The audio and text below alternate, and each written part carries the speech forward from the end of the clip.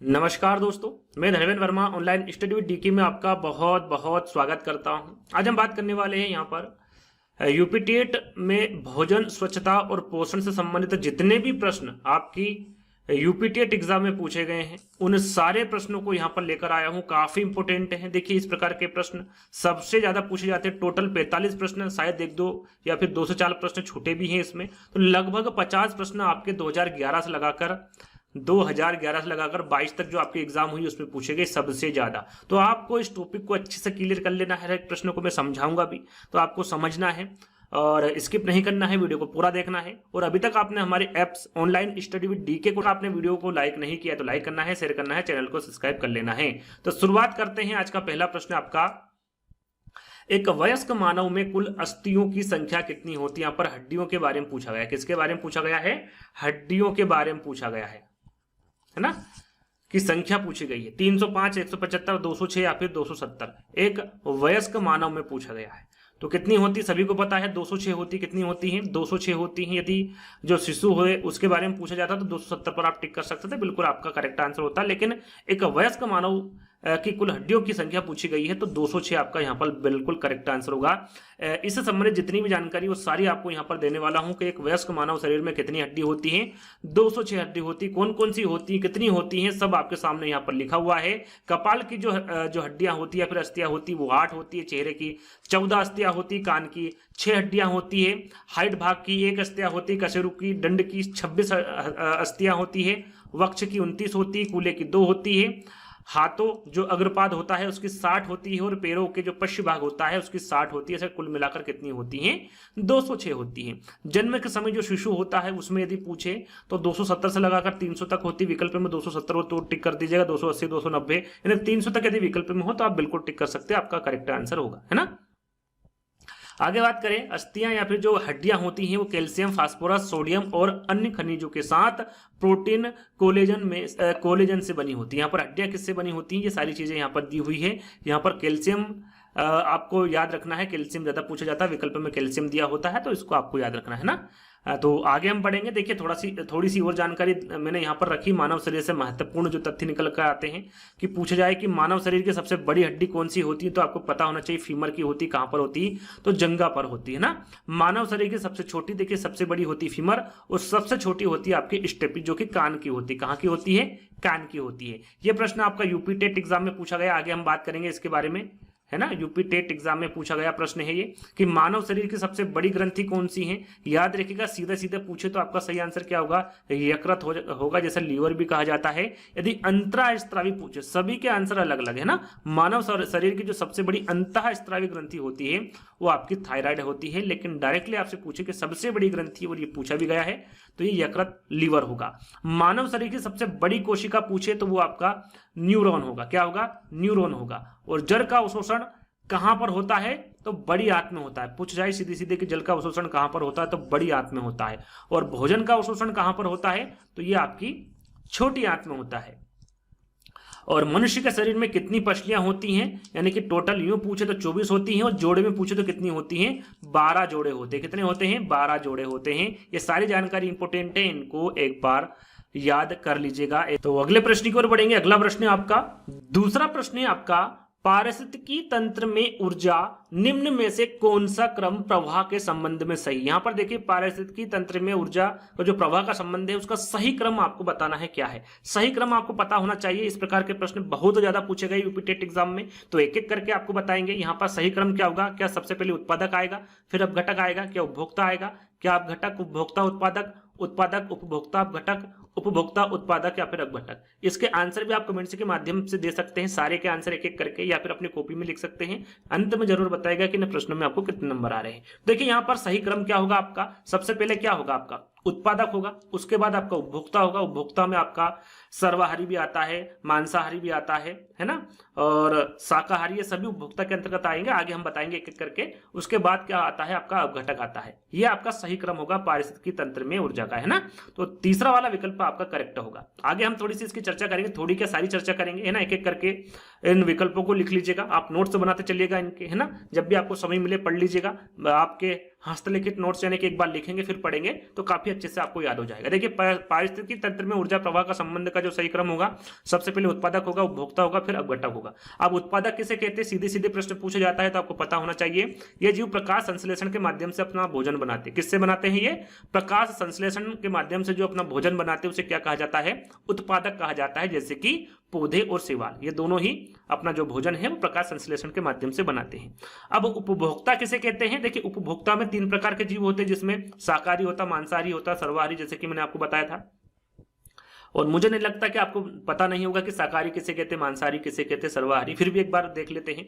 ये जो शाकाहारी होते हैं, याद रखिएगा, ये प्राथमिक उपभोक्ता के अंतर्गत आते हैं। इसके बारे में भी हम आपको बताएंगे इसके बाद में।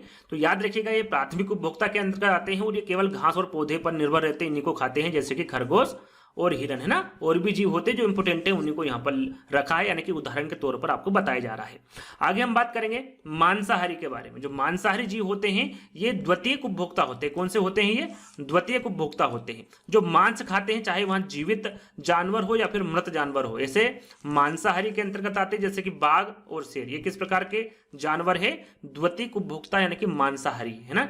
सर्वाहारी किसे कहते हैं? इन जीवों को द्वितीयक उपभोक्ता भी माना जा सकता है, जो पौधों और मांस दोनों को खाते हैं। ये पौधों और मांस यानी कि सर्वाहारी, ये पौधों को भी खाते हैं और मांस को भी खाते हैं, जैसे कि भालू हो गया, सूअर हो गया, इसमें मनुष्य भी आता है आपका, है ना। मनुष्य भी आपका सर्वाहारी के अंतर्गत आता है ना।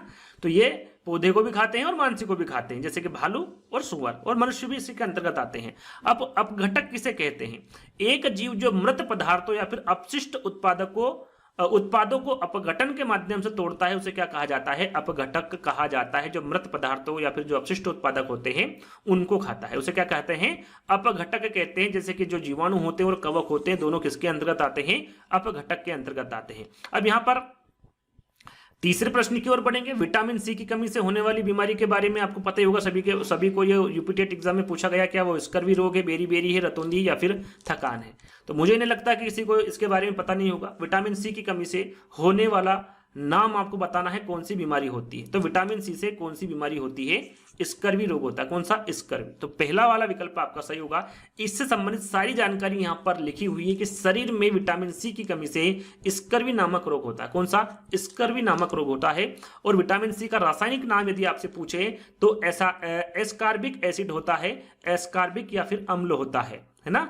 आपको इसका रासायनिक नाम पता ही होगा विटामिन सी का। यह खट्टे पदार्थों में पाया जाता है। किस में पाया जाता है विटामिन सी? खट्टे पदार्थों में पाया जाता है। जैसे कि ये आंवले में सबसे ज्यादा विटामिन सी पाया जाता है। यदि पूछे कि सबसे ज्यादा किसमें विटामिन सी पाया जाता है तो वो आंवले में पाया जाता है। किसमें? आंवले में। इसके मुख्य स्रोत पूछा जाता है ना। सीटेट एग्जाम उठा के देख लीजिए, यूपीटेट या फिर एनईटेट एग्जाम, इस प्रकार के प्रश्न पूछे जाते हैं। तो मुख्य स्रोत होगा आपका आंवला, संतरा, नींबू और टमाटर, यानी कि जो खट्टे होते हैं वो विटामिन सी के मुख्य स्रोत होते हैं। ये आपको ध्यान में रखना है। विटामिन ए की बात करें तो विटामिन ए का रासायनिक नाम क्या है? तो रेटिनॉल है, जो विकल्प में है उससे संबंधित यहाँ पर आपको जानकारी मिलेगी। तो विटामिन ए का रासायनिक नाम आपका क्या होगा? रेटिनॉल होगा। और इसकी कमी से कौन सा रोग होता है? तो विटामिन ए की कमी से रतौंधी रोग होता है। कौन सा? रतौंधी रोग होता है। और इसके जो मुख्य स्रोत होते हैं वो आपका दूध होगा, घी होगा, गाजर होगा, अंडे, पालक, ये सभी विटामिन ए के मुख्य स्रोत हैं, जिनके बारे में आपको पता होना चाहिए। विटामिन बी की हम बात करें तो विटामिन बी का जो रासायनिक नाम होगा वो थायमिन होगा। क्या होगा? थायमिन। और इसकी कमी से कौन सा रोग होता है? तो इसकी कमी से आपका बेरी बेरी रोग होता है। कौन सा? बेरी बेरी रोग विटामिन बी की कमी से होता है। और उसका रासायनिक नाम थायमिन है। रासायनिक नाम तीनों के याद रखने हैं, पूछे जाते हैं। और इसका जो मुख्य स्रोत होता है वो खाद्यान्न होता है। अंडा, दाल, हरी सब्जी, ये सभी आपके विटामिन बी के मुख्य स्रोत होते हैं।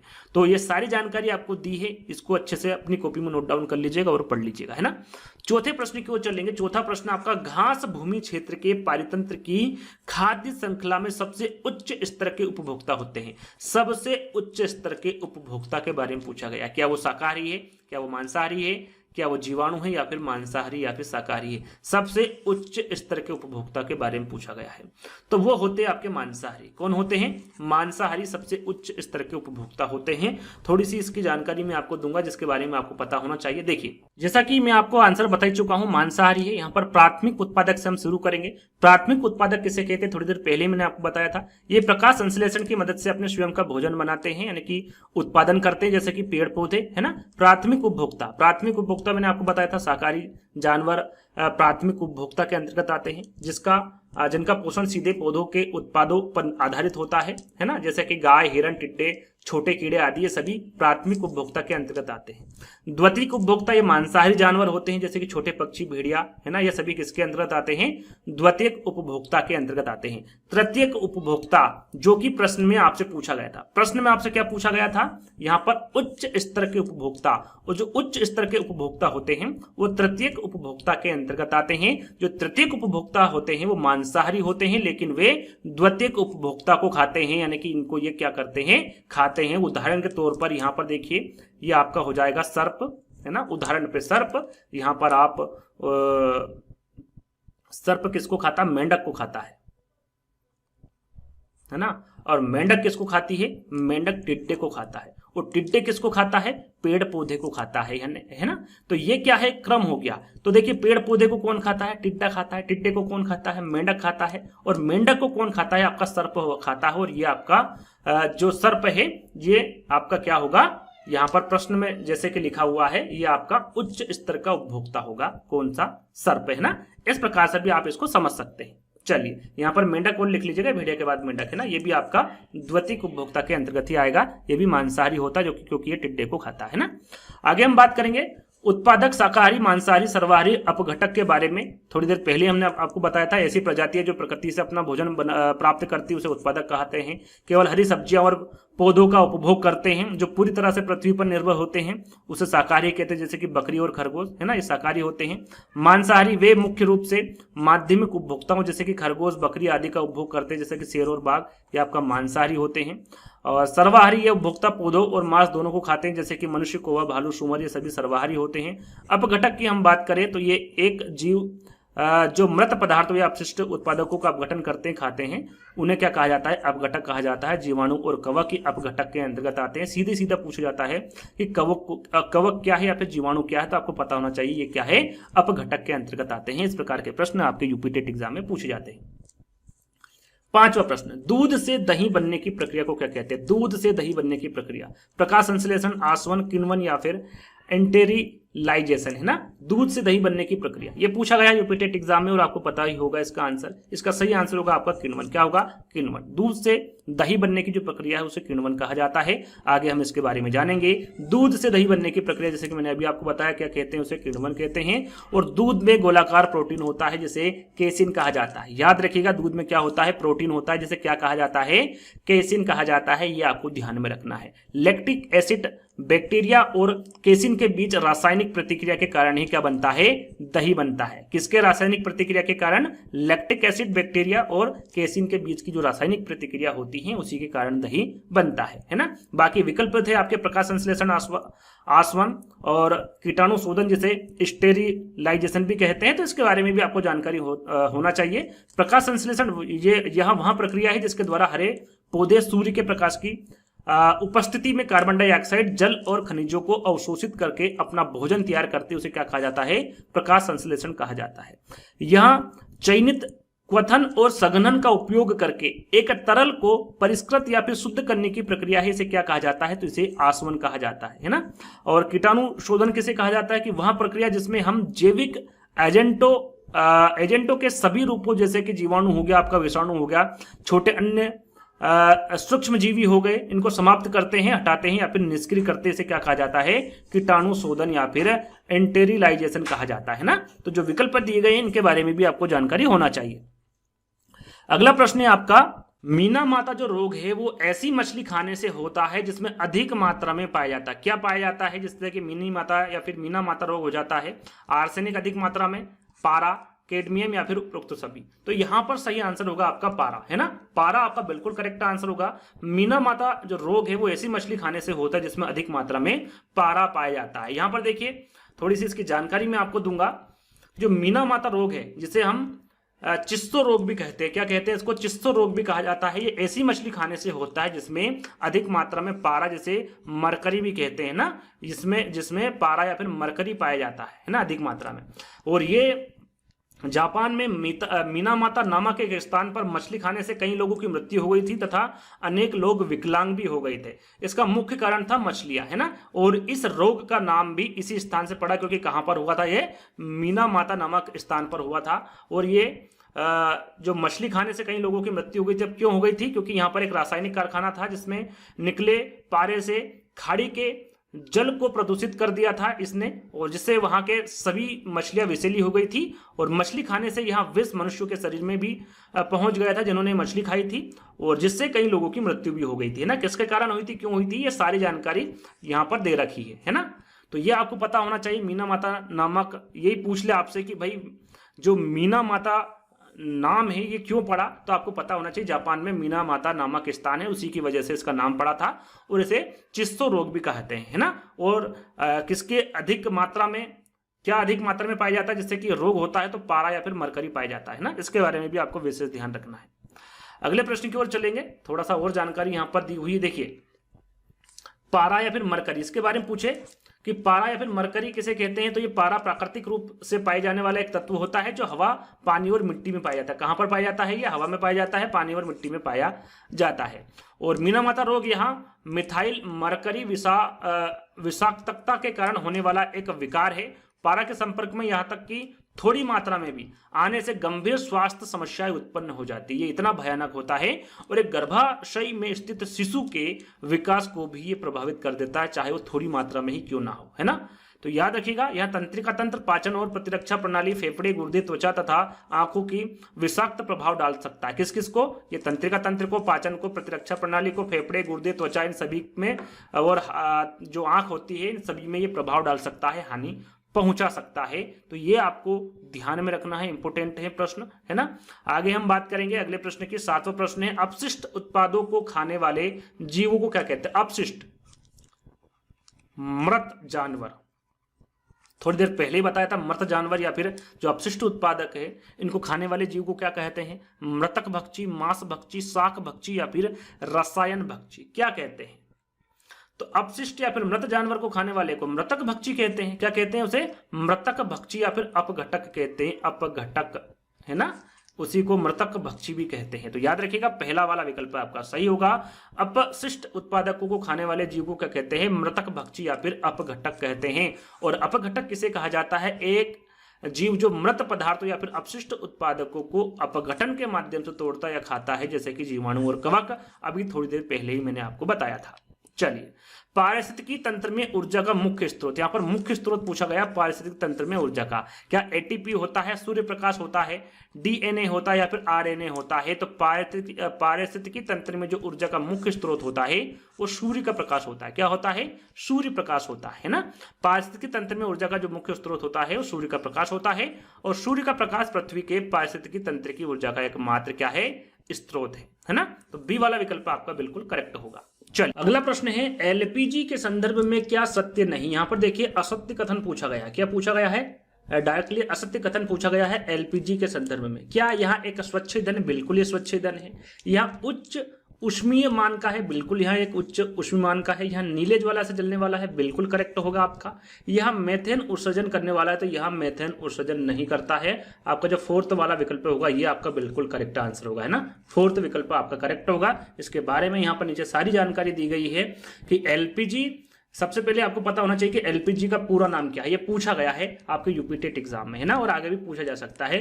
लिक्विड पेट्रोलियम गैस, और हिंदी में इसे क्या कहा जाता है? तरलीकृत पेट्रोलियम गैस। यहाँ मेथेन उत्सर्जन करने वाला नहीं है ना। थोड़ा सा मिसप्रिंट हुआ, ध्यान दीजिएगा। क्या है? यहाँ मेथेन उत्सर्जन करने वाला नहीं है। यहाँ एक रंगहीन गंधहीन तरल पदार्थ होता है जो आसानी से गैस में वाष्पित हो जाता है। और इसमें किसका मिश्रण होता है? तो इसमें 3 गैसों का मिश्रण होता है, और जिसमें 2 इंपोर्टेंट है आपका ब्यूटेन और प्रोपेन, तीसरी है आपकी आइसोब्यूटेन, है ना। और ये 3 एलपीजी गैसों के मिश्रण में शामिल होता है आपका एलपीजी, और ये ज्वलनशील मिश्रण होता है इन तीनों का, है ना। तो इनके बारे में आपको पता होना चाहिए। जो इंपोर्टेंट है 2 गैसें हैं, बाकी तीसरी गैस के बारे में भी आपको पता होना चाहिए। चलिए आगे हम बात करेंगे अगले प्रश्न की। 9वां प्रश्न है आपका, किसी खाद्य श्रृंखला में शाकाहारी होते हैं। शाकाहारी के बारे में, यानी कि मैं प्राथमिक उपभोक्ता किसे कहते हैं, प्राथमिक उत्पादक किसे कहते हैं, प्राथमिक उपभोक्ता, द्वितीयक उपभोक्ता और अपघटनकर्ता के बारे में आपको बता चुका हूं। सीधा सा प्रश्न है, सरल सा प्रश्न है। शाकाहारी किसे कहा जाता है? किसको कहा जाता है, किस उपभोक्ता को कहा जाता है या फिर किस उत्पादक को कहा जाता है, तो आपको सभी को पता है ये प्राथमिक उपभोक्ता को कहा जाता है ना। शाकाहारी किसे कहते हैं, आप प्राथमिक उपभोक्ता को कहते हैं, जिसके बारे में मैं आपको बता चुका हूं। यहाँ पर फिर से एक बार दोहरा लेते हैं ताकि आपसे गलती ना हो, है ना। प्राथमिक उपभोक्ता शाकाहारी जानवर होते हैं जिसमें जिनका पोषण सीधे पौधे के उत्पादक पर आधारित होता है। ये गाय होती है, इसमें हिरण, टिड्डे, छोटे कीड़े, ये सभी किसके अंतर्गत आते हैं, प्राथमिक उपभोक्ता के अंतर्गत आते हैं।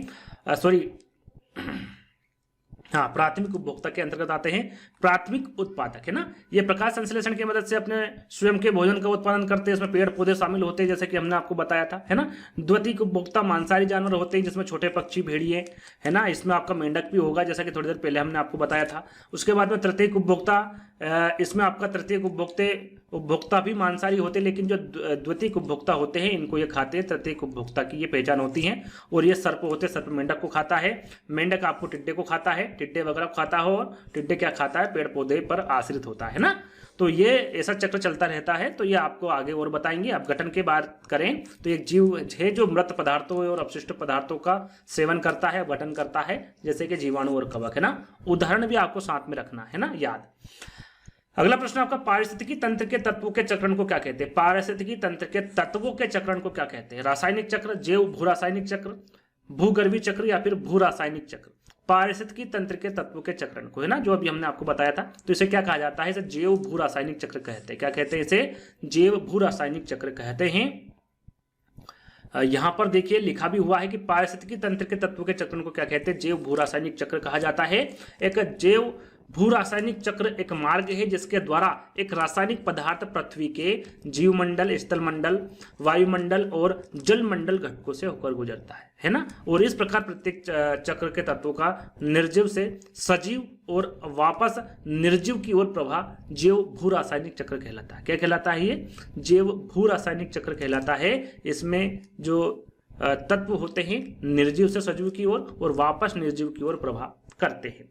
और जीवन के लिए आवश्यक विभिन्न जैव भू रासायनिक चक्र जो है वो आपका जल चक्र होगा, कार्बन चक्र होगा, नाइट्रोजन चक्र होगा, फास्फोरस चक्र होगा और सल्फर चक्र होगा। यहाँ पर जीवन के लिए बताया गया है कि जीवन के लिए आवश्यक विभिन्न जैव भू रासायनिक चक्र कौन कौन से हैं, तो आपको इसके बारे में भी जानकारी होना चाहिए। चलिए अगला प्रश्न आपका, निम्नलिखित में से कौन सा जैव मंडल का अजैविक घटक नहीं है।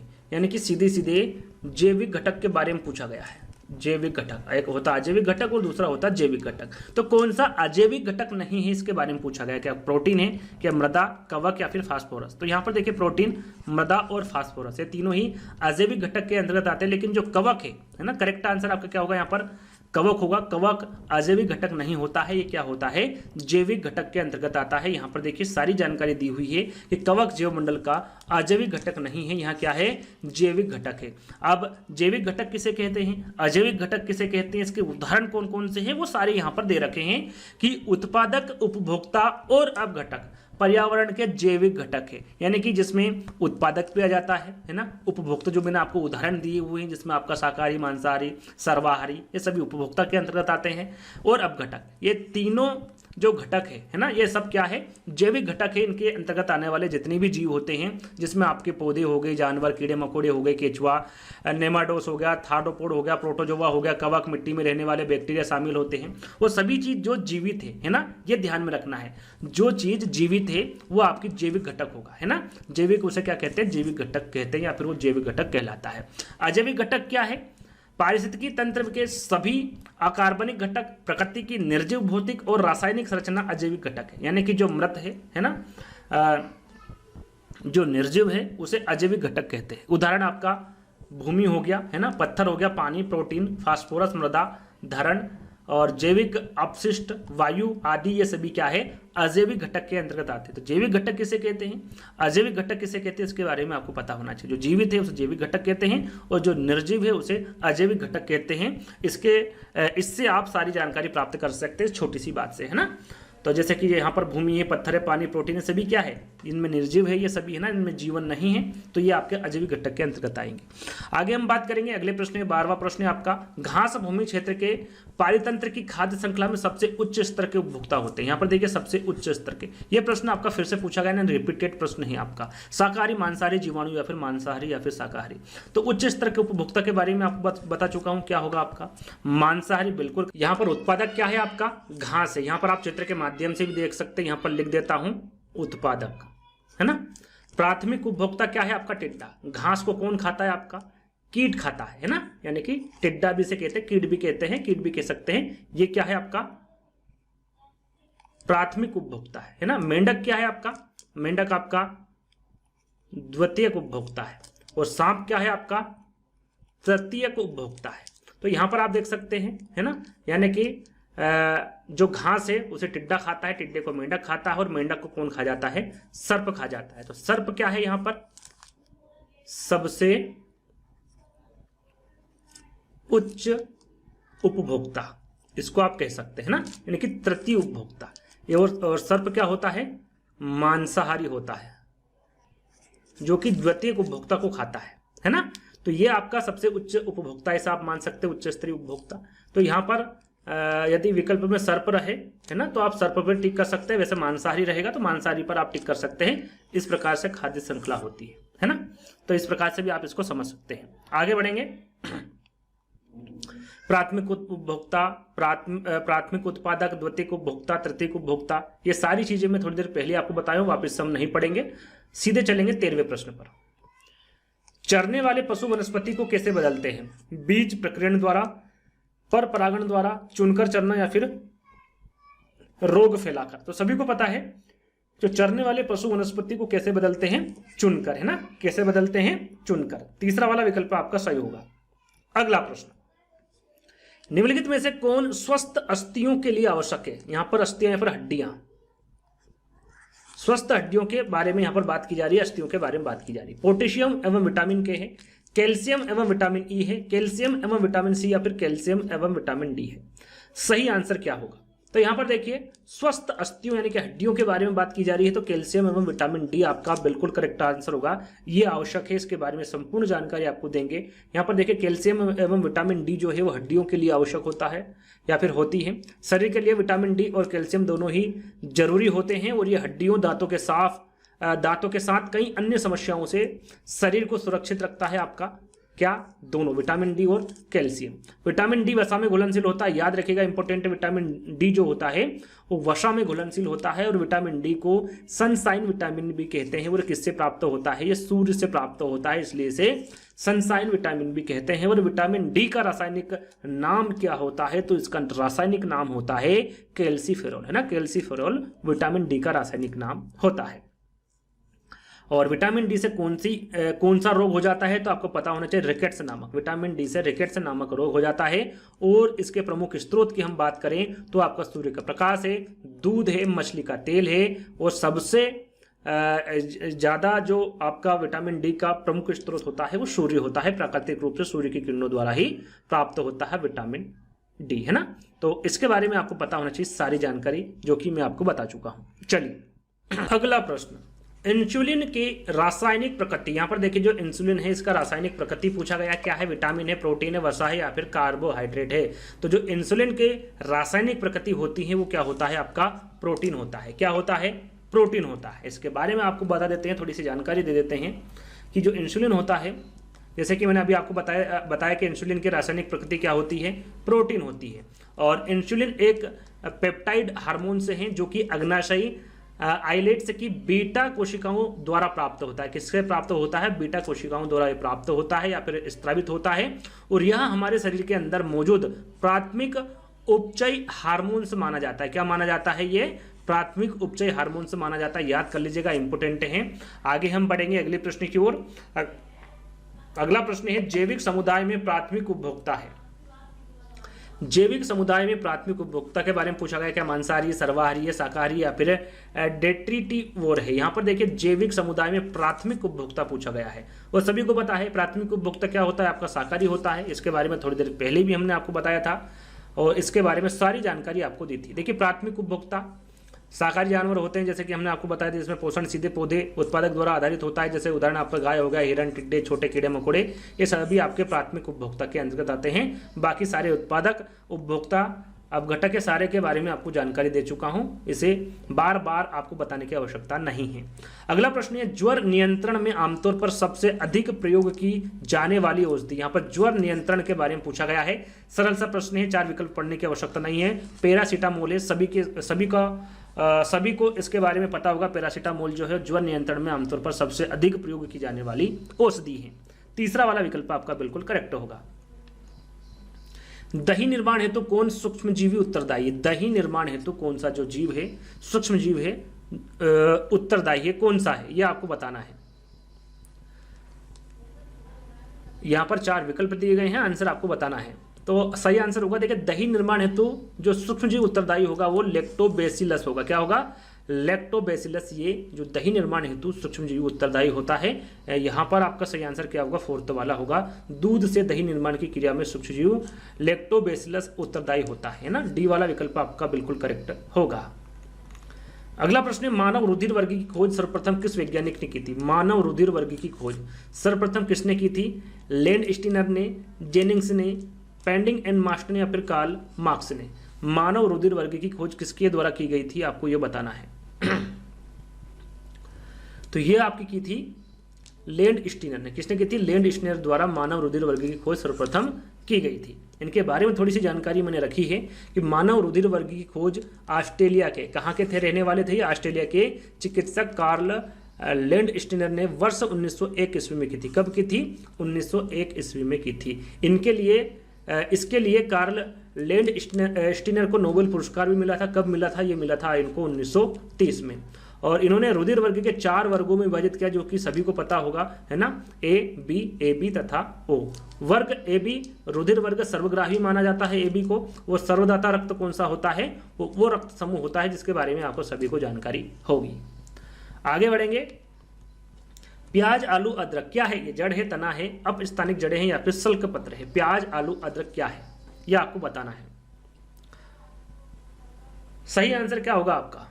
तना। प्याज, आलू, अदरक क्या है? ये तना है। बी वाला विकल्प आपका बिल्कुल करेक्ट आंसर होगा। यहां पर देखिए थोड़ी सी जानकारी मैंने लिखी। देखिए आलू, प्याज, अदरक ये किसके अंतर्गत आते हैं? तना के अंतर्गत आते हैं ना। मूली, गाजर, चुकंदर, टेपियोका या फिर शकरकंदी के बारे में पूछे तो ये क्या है? आपके जड़ है ना। धनिया, पत्ता गोभी, अरबी, पालक, कड़ी पत्ता, ये सभी क्या है? पत्ते हैं। चना, बाजरा, सरसों, गेहूं, धान, फूल, सहजन, केला, कचनार, फली, ये सभी क्या है? ये सभी बीज के अंतर्गत आते हैं। तो तना क्या है? जड़, पत्ता, बीज, इन सभी के बारे में आपको पता होना चाहिए। चलिए अगला प्रश्न है, एक कोशी सूक्ष्म जीव। यहां पर देखिए एक कोशी सूक्ष्म जीव पूछा गया है, जो एक ही कोशिका से बने होते हैं, जिनका शरीर बना होता है, उसे क्या कहते हैं? एक कोशी सूक्ष्म जीव कहते हैं। क्या वो स्पाइरोगाइरा है, विषाणु है, पेरामीशियम है, या फिर हाइड्रा है? तो जो एक कोशी सूक्ष्म जीव होगा वो क्या होगा आपका? पेरामीशियम होगा। कौन सा होगा? पेरामीशियम होगा।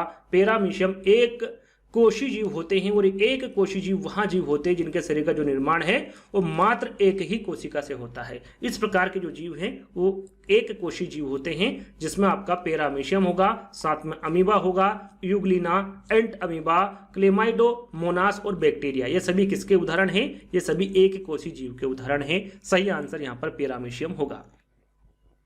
प्लेग है। प्लेग क्या है? विषाणु जनित बीमारी है, कवक जनित बीमारी है, जीवाणु जनित बीमारी, या फिर खनिज जनित बीमारी है? प्लेग के बारे में पूछा गया है, और क्या है? जीवाणु जनित बीमारी होती है प्लेग, है ना। इसके बारे में थोड़ी सी जानकारी मैंने रखी है कि प्लेग एक जीवाणु जनित बीमारी है, और प्लेग एक गंभीर जीवाणु संक्रमण है, जो कि मुख्य रूप से किससे फैलता है? पिस्सू से फैलता है, या फिर पास्टुरेला पेस्टिच नामक जीवाणु के कारण फैलता है। इससे मानव का फेफड़ा प्रभावित होता है। क्या होता है? इससे प्रभावित फेफड़ा होता है, और चूहा प्लेग रोग का वाहक होता है। पूछा जाए आपसे कि भाई प्लेग रोग का वाहक कौन होता है, तो आपको पता होना चाहिए क्या होता है? चूहा। किसके कारण फैलता है? चूहे के कारण, है ना। इसका अन्य नाम ब्लैक डेथ है, टाउन इसे कहते हैं, पेस्ट भी इसे कहते हैं। इनके अन्य नाम आपको पता होना चाहिए। आदमी को यहाँ रोग प्रत्यक्ष संसर्ग अथवा पिस्सू दंश से लगता है, और यह तीव्र गति से बढ़ता है ना। तो सारी जानकारी आपको पता होना चाहिए। चलिए गैसीय अपशिष्ट है, यहाँ पर देखिए गैसीय अपशिष्ट के बारे में पूछा गया है। सब्जी एवं फलों का छिलके हैं, घरों की नालियों का गंदा पानी है, खेत खलियान से निकलने वाला कचरा है, या फिर लकड़ी कोयले से जलने वाला धुआं है। गैसी से आप यहाँ पर समझ सकते हैं जो गैस होती है ना, वो उसके बारे में यहाँ पर पूछा गया है। तो लकड़ी कोयला से जलने वाला जो धुआं होता है ये आपका गैसीय अपशिष्ट है ना, काफी इंपॉर्टेंट है, आगे पूछा जा सकता है। तो यहाँ पर थोड़ी सी जानकारी मैंने रखी है कि जो गैसीय अपशिष्ट वे पदार्थ होते हैं जो किसी अन्य पदार्थ के अपशिष्ट होते हैं, यानी कि किसी अन्य पदार्थ यानी पहले से जो अपशिष्ट है उसका जो अपशिष्ट होता है उसे क्या कहते हैं, गैसीय अपशिष्ट कहते हैं। और गैसीय रूप में ये होते हैं तथा इससे पर्यावरण में प्रदूषण होता है जो कि मुख्यतः वायु प्रदूषण का कारण बनता है। किसके कारण, वायु प्रदूषण का एक कारण बनता है, जिसमें लकड़ी कोयले से जलने वाला धुआं आ जाएगा, आपका औद्योगिक क्षेत्रों के चिमनियां का धुआं आ जाएगा, जंगलों में लगने वाली जो आग है उससे निकलने वाला धुआं, ये सभी गैसीय अपशिष्ट के अंतर्गत आते हैं, जिससे इससे methane, carbon monoxide, carbon dioxide आदि गैस निकलती है जो कि पर्यावरण को नुकसान पहुंचाती है ना। तो ये आपको ध्यान में रखना है। चलिए अगला प्रश्न है, जब मोर सांप को खाता है, सांप कीड़े को खाता है और कीड़े हरे पौधे को खाते हैं तो मोर का पोषण तल क्या है? क्या वो प्राथमिक उपभोक्ता है, अंतिम अपघटक है, प्राथमिक अपघटक है, या फिर खाद्य पिरामिड के शीर्ष पर है? हम इसे उल्टा करके देखते हैं। हरे पेड़ पौधे को कौन खा रहा है? कीड़े खा रहे हैं, है ना। और कीड़े को कौन खाता है? सांप खाता है। और यहाँ पर सांप किसको खाता है? सांप को कौन खाता है? मोर खाता है, यानी कि ये क्या है, खाद्य पिरामिड के शीर्ष पर है। तो डी वाला विकल्प आपका बिल्कुल करेक्ट होगा। तो यहाँ पर आंसर क्या होगा आपका, खाद्य पिरामिड के शीर्ष पर। चलिए अगला प्रश्न है, जो शाकाहारी जंतु भोजन के लिए हरे पेड़ पौधे पर निर्भर रहते हैं वो क्या प्रथम चरण उपभोक्ता है, द्वितीय चरण उपभोक्ता है, तृतीय चरण उपभोक्ता या फिर उपभोक्ता है ना। कौन से उपभोक्ता है ये आपको बताना है। जो शाकाहारी जंतु भोजन के लिए हरे पेड़ पौधे पर निर्भर होते हैं। देखिए यहाँ पर शाकाहारी भी लिखा हुआ है और हरे पेड़ पौधे भी लिखा हुआ है, सरल सा है, सभी को इसका आंसर पता होगा। तो कौन से उपभोक्ता होते हैं? प्रथम चरण उपभोक्ता होते हैं या फिर प्राथमिक उपभोक्ता होते हैं, जैसे कि मैंने आपको काफी बार बताया है। ये क्या होते हैं? शाकाहारी जानवर होते हैं जिनका पोषण सीधे पेड़ पौधे से होता है, जैसे कि गाय, हिरण, टिड्डे, छोटे कीड़े मकोड़े, सभी प्राथमिक उपभोक्ता के अंतर्गत आते हैं जो शाकाहारी होते हैं ना। अगला प्रश्न है, खाद्य श्रृंखला के परस्पर समूह को कहा जाता है। खाद्य श्रृंखला के परस्पर समूह को क्या कहा जाता है? खाद्य चक्र कहा जाता है, श्रृंखला अभिक्रिया, खाद्य जाल, या फिर बायोमास का पिरामिड। खाद्य श्रृंखला के परस्पर समूह को क्या कहा जाता है? सभी को पता है, सरल सा प्रश्न है। ये खाद्य जाल कहा जाता है खाद्य श्रृंखला के परस्पर समूह को। तो सी वाला विकल्प आपका बिल्कुल करेक्ट होगा। वायरस संक्रमण से होने वाला रोग कौन सा है? टाइफाइड, कालरा, जुखाम या फिर मलेरिया। वायरस संक्रमण के बारे में पूछा गया है कि इससे होने वाला रोग कौन सा है, वायरस से कौन सा रोग होता है। तो इससे कौन सा होगा आपका? जुखाम होगा, है ना, सर्दी जुखाम हो जाएगा। तो ये किससे फैलता है? वायरस से फैलता है। तो डी वाला विकल्प आपका बिल्कुल करेक्ट होगा। बाकी जुखाम वायरस से होने वाला संक्रमण है, जबकि टाइफाइड, कालरा तथा मलेरिया है ये जल जनित रोग है। याद रखिएगा ये किस प्रकार के रोग है? जल जनित रोग है। और जुखाम जो है ये वायरस से होने वाला संक्रमण रोग है। समुद्री शैवाल किसका महत्वपूर्ण स्रोत है? क्लोरीन का है, ब्रोमीन का है, आयोडीन का है या फिर लोहा का है? तो समुद्री शैवाल सरल सा है, ये किसका महत्वपूर्ण स्रोत है? आयोडीन का महत्वपूर्ण स्रोत है। और इसकी कमी से कौन सा रोग हो जाता है? घेंगा रोग हो जाता है। सेक जिसे लाइकेन भी कहते हैं, क्या है? ये परजीवी है, रसायन स्वपोषी है, अपघटक है या फिर सहजीवी है। सेक यानी कि जो लाइकेन है वो क्या है? सबसे पहले तो आपको पता होना चाहिए कि जो लाइकेन है वो किसके अंतर्गत आता है। वैसे पहले इसका आंसर जान लेते हैं, उसके बाद हम जानकारी देंगे। देखिए सेक लाइकेन क्या है? सहजीवी है। क्या है? सहजीवी। अब सहजीवी किसे कहते हैं? तो यहां पर देख सकते हैं, सबसे पहले देखेंगे लाइकेन जो है वो क्या है? सहजीवी है। और लाइकेन एक प्रकार की काई होती है जो प्रायः नमी वाले स्थानों पर देखने को मिलती है। क्या होती है? काई होती है। और सहजीवी की हम बात करें तो ऐसे जीव जो परस्पर एक दूसरे पर निर्भर रहते हुए अपना जीवन यापन करते, जैसे कि लाइकेन। एक ऐसे जीव जो परस्पर एक दूसरे पर निर्भर रहते हुए अपना जीवन यापन करते हैं उसे क्या कहते हैं? सहजीवी कहते हैं। और इसका उदाहरण क्या होगा? आपका लाइकेन होगा। और लाइकेन एक ऐसा सहजीवी पद है जो शैवाल और कवच के परस्पर मिलने से बनता है। और ये स्वपोषी होते हैं। कैसे होते हैं? ये स्वपोषी होते हैं। शैवाल कवक को सहायता प्रदान करता है और कवक शैवाल को सहायता प्रदान करता है। ये एक दूसरे पर निर्भर होते हैं, एक दूसरे पर निर्भर रहते हैं, इसलिए इसे क्या कहा जाता है? सहजीवी कहा जाता है। लाइकेन को वायु प्रदूषण का सूचक माना जाता है। वायु प्रदूषण का जब वायुमंडल में SO2 की मात्रा बढ़ जाती है तो क्षेत्र में पाए जाने वाले लाइकेन क्या होते हैं? समाप्त हो जाते हैं। तो याद रखिएगा लाइकेन किसे कहते हैं? सहजीवी किसे कहते हैं ना। आगे हम बढ़ेंगे। CNG का ईंधन के रूप में किसमें इस्तेमाल होता है? CNG का ईंधन है ना, वाहनों में होता है, उद्योगों में, खाना बनाने में, या फिर वाहनों एवं उद्योगों में।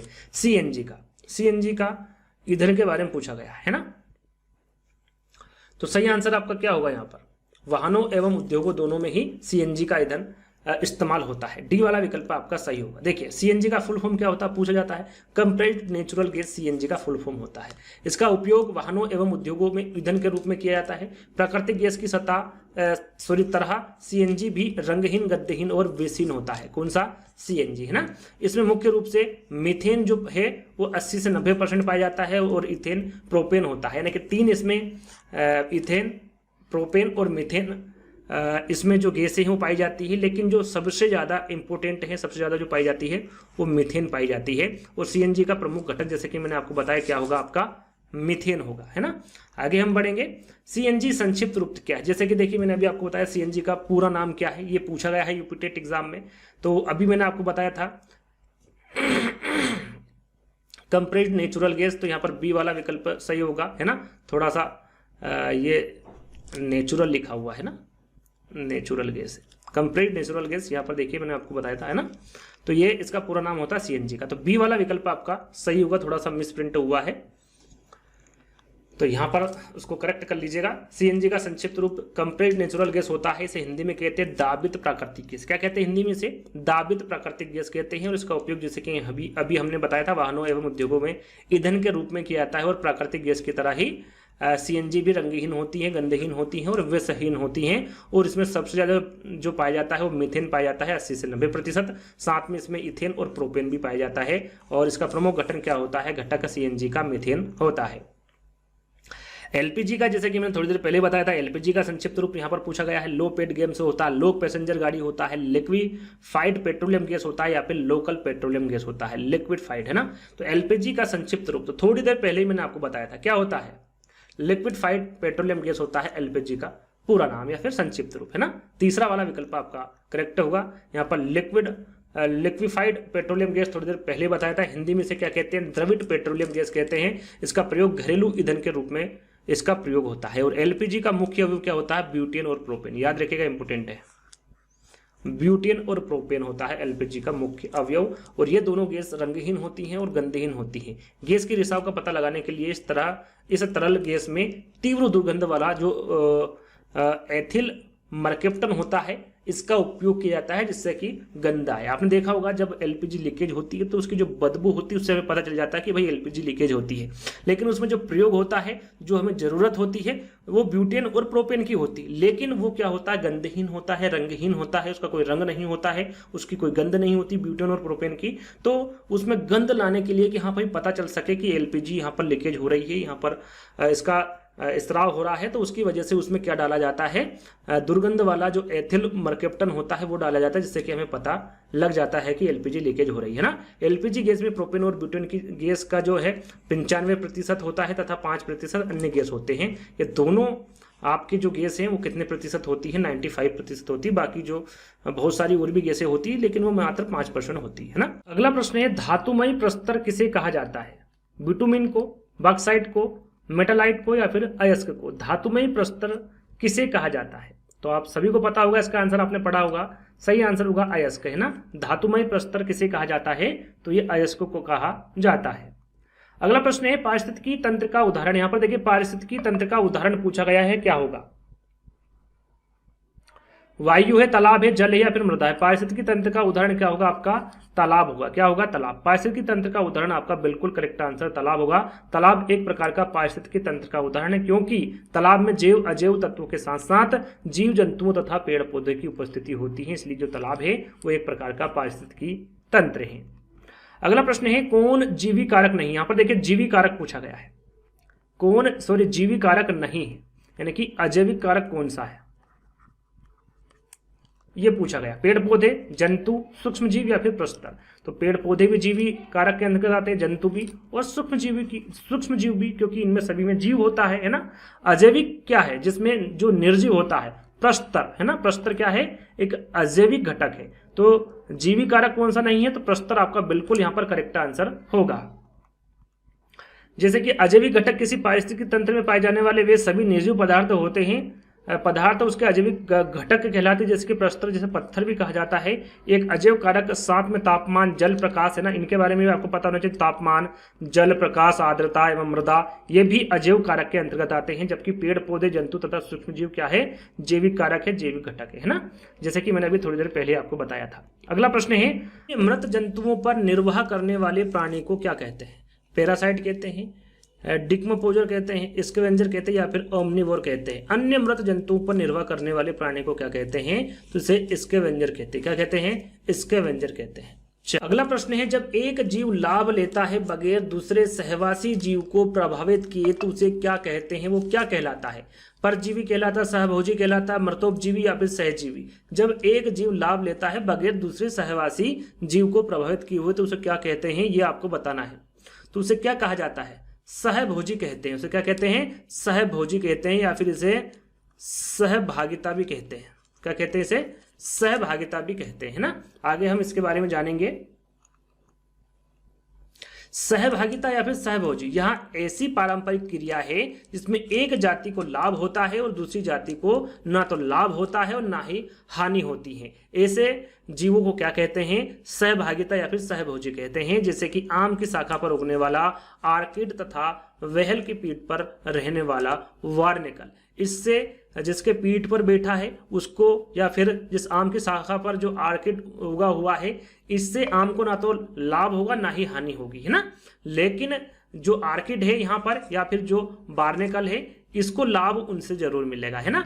अब मृतजीवी वहां पर विकल्प में था, तो मृतजीवी किसे कहते हैं? जो जीव अपने भोजन को मृत और सड़े हुए पदार्थ से प्राप्त करता है उसे मृतजीवी कहा जाता है। जैसे कि कवक, इसे अपघटक भी कहते हैं। क्या कहते हैं इसको? अपघटक भी कहते हैं। परजीवी किसे कहते हैं? तो वे जीव जो किसी अन्य जीव पर आश्रित होते हैं परजीवी जंतु कहलाते हैं। जैसे कि अमरबेल, एंट, अमीबा, फीताक्रमी, ये सभी परजीवी के अंतर्गत आते हैं। सहजीवी किसे कहते हैं? देखिए, सहभोगी और सहजीवी दोनों अलग अलग है। ऐसे जीव जो परस्पर एक दूसरे पर निर्भर रहते हैं और अपना जीवन यापन करते हैं उसे सहजीवी कहते हैं। जैसे कि लाइकेन, शैवाल और कवक, है ना, उदाहरण के तौर पर। चलिए, भारत में फलों के अंतर्गत सर्वाधिक क्षेत्र कौन सा है आपका? किसका है? अमरूद का है, नींबू का है, आम का या फिर पपीता का है? भारत में फलों के अंतर्गत सर्वाधिक क्षेत्र किसका है? तो सही आंसर आपका क्या होगा? आम का। कहां पर पाया जाता है? सबसे ज्यादा उत्तर प्रदेश में पाया जाता है। जैसा कि यहां पर लिखा हुआ है साफ साफ कि भारत में फलों के अंतर्गत सर्वाधिक क्षेत्र किसका होगा? आपका आम का होगा। भारत में आम का सर्वाधिक उत्पादन उत्तर प्रदेश राज्य में होता है। कहां पर होता है? उत्तर प्रदेश राज्य में होता है। और विश्व में आम का सबसे बड़ा उत्पादक देश कौन सा है? तो आपका कौन सा होगा? भारत होगा। कौन सा होगा? भारत होगा। पहले नंबर पर आपका उत्तर प्रदेश है। दूसरे नंबर पर भारत का जो सबसे ज्यादा फल है ना, वो प्रथम स्थान, जैसे कि यहां पर लिखा हुआ है आम के बारे में। लेकिन फल के बारे में पूछे कि भारत में सबसे ज्यादा फल कहां पर उत्पादन किए जाते हैं, प्रथम स्थान किसका है, कौन से राज्य का है? तो वह है आंध्र प्रदेश। और दूसरा राज्य है आपका महाराष्ट्र। और विश्व में सबसे ज्यादा फल उत्पन्न करने वाला देश कौन है? देखिए, विश्व की बात हो रही तो वो कौन है? आपका चीन है। सिर्फ आम की नहीं हो रही, यहाँ पर फल की हो रही है। सभी फलों के बारे में यहाँ पर बताया जा रहा है कि विश्व में सबसे ज्यादा फल उत्पन्न करने वाला देश कौन है? आपका चीन है। चीन के बाद आपका दूसरे नंबर पर होगा भारत, फिर ब्राजील है, फिर अमेरिका है और फिर मैक्सिको है ना। तो पहले नंबर पर और दूसरे नंबर पर याद रखना, पहला चीन है और दूसरा ब्राजील है। भिंडी में क्या पाया जाता है? Vitamin A, phosphorus, vitamin C या फिर ये सभी? तो भिंडी में आपका विटामिन ए भी पाया जाता है, फास्फोरस भी पाया जाता है और विटामिन सी भी पाया जाता है। यहाँ पर देख सकते हैं कि भिंडी में भरपूर मात्रा में विटामिन ए पाया जाता है, vitamin C, vitamin B6, vitamin D पाया जाता है, फास्फोरस, कैल्शियम, पोटेशियम, मैग्नीशियम और आयरन, ये सभी भरपूर मात्रा में पाए जाते हैं भिंडी में। तो भिंडी खाइएगा, है ना। अगला प्रश्न, प्रोटीन अणुओं की इकाई है अमीनो अम्ल की, वसा अम्ल की, ग्लूकोज की या फिर विटामिन की? प्रोटीन किस अणुओं की इकाई है? तो याद रखिएगा ये अमीनो अम्ल की इकाई है प्रोटीन, है ना। तो यहां पर अमीनो अम्ल आपका बिल्कुल करेक्ट आंसर होगा। यहां पर आप देख सकते हैं कि एक प्रोटीन अणु की जो इकाई है वो क्या होगा? आपका अमीनो अम्ल है। और मानव शरीर में अमीनो अम्ल की संख्या कितनी होगी? तो 20 होगी। कितनी? 20 है। और प्रोटीन शरीर का आधार है जो शरीर की कोशिकाओं, उत्तक, हड्डियों, उक्त हार्मोन्स आदि में पाया जाता है। प्रोटीन के बारे में यहाँ पर जानकारी दी जा रही है। और शरीर में विभिन्न प्रकार के प्रोटीन उपस्थित होते हैं जो एमिनो अम्ल से बनते हैं। किससे बनते हैं? एमिनो अम्ल से बनते हैं। इनकी संख्या याद आपको रखनी है, कितनी है? 20 है। अगला प्रश्न है, निम्न में से कौन सा अंगक पादप कोशिका में अनुपस्थित होता है? कौन सा अंगक पादप कोशिका में अनुपस्थित होता है? रिक्तियां, लवण, सेल्यूलोज, कोशिका भित्ति या फिर तारकाय? तो यहां पर देखिए अनुपस्थिति के बारे में बात की जा रही है तो तारकाय ये अंगक पादप कोशिका में अनुपस्थित होता है और इसे सेट्रोमोस भी कहा जाता है। तारकाय या फिर सेट्रोमोस कह लीजिए, ये अंगक पादप कोशिकाओं में अनुपस्थित होते हैं। मनुष्य के शरीर की सबसे बड़ी ग्रंथि, जैसे कि शुरू में मैंने आपको बताया था, अधिवक्र ग्रंथि है, पीयूष ग्रंथि या फिर अग्नाशयी है या फिर यकृत है। तो मनुष्य के शरीर की जो सबसे बड़ी ग्रंथि होती है वो यकृत होती है, लीवर होती है। तो यकृत आपका यहाँ पर करेक्ट आंसर होगा। इसके बारे में थोड़ी सी जानकारी मैंने यहाँ पर रखी है। मानव शरीर की सबसे बड़ी ग्रंथि कौन सी होगी? आपकी यकृत होगी। और यहाँ हेपेटाइटिस नामक विशेष कोशिकाओं से बना होता है। किससे बनता है? हेपेटाइटिस नामक विशेष कोशिकाओं से बनता है। और यह मानव शरीर में पेट के कौन सी ओर स्थित होता है? तो दाईं ओर स्थित होता है। और यकृत के अध्ययन को क्या कहा जाता है? तो याद रखिएगा, इसे हेप्टोलॉजी कहा जाता है। क्या कहा जाता है? हेप्टोलॉजी कहा जाता है यकृत के अध्ययन को। और हेपेटाइटिस एक वायरल बीमारी होती है जो लीवर को प्रभावित करती है। और यह मानव शरीर में सबसे बड़ा क्या होता है? चयापचयी अंग होता है। और वह अंग है जो बड़ी मात्रा में इसमें किसका भंडारण होता है? विटामिन ए का भंडारण होता है। और यहाँ यकृत को मानव शरीर का क्या कहा जाता है? रासायनिक प्रयोगशाला भी कहा जाता है। इस रूप में भी इसे जाना जाता है। तो ये जानकारी आपकी यकृत की थी, इसको भी याद कर लीजिएगा। चलिए, साथ में जैसा कि मैंने शुरू में ही आपको बताया था कि मानव शरीर की सबसे बड़ी हड्डी कौन सी होती है? फीमर होती है, जो कि जंघा की होती है। मानव शरीर की सबसे छोटी हड्डी आपकी स्टेपिस होती है, कान की होती है। मानव शरीर की मास्टर ग्रंथि, ये मैंने वहां पर नहीं बताया था, याद रखेगा। मानव शरीर की जो मास्टर ग्रंथि होती है वो कौन सी होती है? पीयूष ग्रंथि होती है। कौन सी? पीयूष ग्रंथि। और मानव शरीर की सबसे बड़ी अंतःस्रावी ग्रंथि आपकी थायराइड होती है। मानव शरीर की सबसे बड़ी कोशिका आपकी न्यूरॉन होती है। जल का अवशोषण कहाँ पर होता है? तो जल का अवशोषण बड़ी आंत में होता है। भोजन का अवशोषण कहाँ होता है? तो छोटी आंत में होता है। मनुष्य के शरीर में कितनी पसलियां होती हैं? तो 12 जोड़ी या फिर 24 होती है ना। यूं पूछे 24 होती हैं और जोड़ी में पूछे तो 12 जोड़ी होती है। निम्नलिखित में से कौन अम्ल वर्षा का वृहद प्रदूषक है? यहां पर देखिए, निम्नलिखित में से कौन सा अम्ल है जो वर्षा का वृहद प्रदूषक है? Carbon dioxide, sulphur dioxide, carbon monoxide या फिर हाइड्रोजन परऑक्साइड। यहाँ पर सही आंसर होगा सल्फर डाइऑक्साइड। इंपोर्टेंट है, यहाँ जो अम्ल वर्षा का वृहद प्रदूषक होता है सल्फर डाइऑक्साइड। यहाँ पर थोड़ी सी जानकारी रखिए कि अम्लीय वर्षा सल्फर डाइऑक्साइड से संबंधित है। जो अम्लीय वर्षा के बारे में प्रश्न पूछा गया था, वायुमंडल में उपस्थित सल्फर और नाइट्रोजन के ऑक्साइड वर्षा में घुल जाते हैं और इसे क्या कहते हैं? क्या बनाते हैं? अम्लीय बना देते हैं। और इसी प्रकार जो वर्षा धरती की सतह पर होती है वो अम्लीय वर्षा कहलाती है ना। और अम्लीय वर्षा शब्द का सर्वप्रथम प्रयोग किसके द्वारा किया गया था और कब किया गया था? ये इंपोर्टेंट है, याद रखिएगा। सर्वप्रथम प्रयोग वैज्ञानिक रॉबर्ट अंगस द्वारा किया गया था। कब किया गया था? 1872 में किया गया था। अगला और लास्ट प्रश्न, जैसा कि मैंने शुरू में आपको बताया था, टोटल 45 प्रश्न आपको मिलेंगे। पादप हार्मोन्स जो फलों को पकाने में सहायता करता है वो क्या है? साइटोकानिन है, जिब्रेलिन है, ऑक्सिन है या फिर इथाइलिन है। तो जो पादप हार्मोन्स फलों को पकाने में सहायता करता है वो क्या है? तो वो इथाइलिन है। क्या है? इथाइलिन। फोर्थ वाला विकल्प आपका सही होगा। इसके बारे में थोड़ी सी जानकारी आपको दे देता हूं। जो इथाइलिन है, जिसे एथिलीन भी कहा जाता है, पादप हार्मोन है जो फलों को पकाने का महत्वपूर्ण रासायनिक अवयव है। इथाइलिन कैल्शियम कार्बाइड का एक अवयव है। कैल्शियम कार्बाइड को पानी के साथ मिलाने पर एथाइलिन प्राप्त होता है जिससे फलों को पकाया जाता है। और इसका आणविक सूत्र पूछे, एथाइलिन का आणविक सूत्र होता है C2H4, है ना। तो इसके बारे में भी आपको जानकारी होना चाहिए। वैसे टोटल 45 प्रश्न मैंने आपको दे दिए हैं और यहीं आज का वीडियो समाप्त होता है। यदि कोई सा टॉपिक छूट गया, वैसे मैं सभी टॉपिक कवर करवा दिए हैं जो आपके प्रीवियस ईयर पेपर में प्रश्न पूछे गए थे। कुछ एक हैं उनको भी मैं जल्दी करवा दूंगा। तो आज का वीडियो आपको कैसा लगा कमेंट्स के माध्यम से बताना है। वीडियो अच्छा लगा तो लाइक करना है, शेयर करना है, चैनल को सब्सक्राइब कर लेना है। तो जल्दी दोस्तों एक नई वीडियो के साथ मिलेंगे। जब तक के लिए धन्यवाद।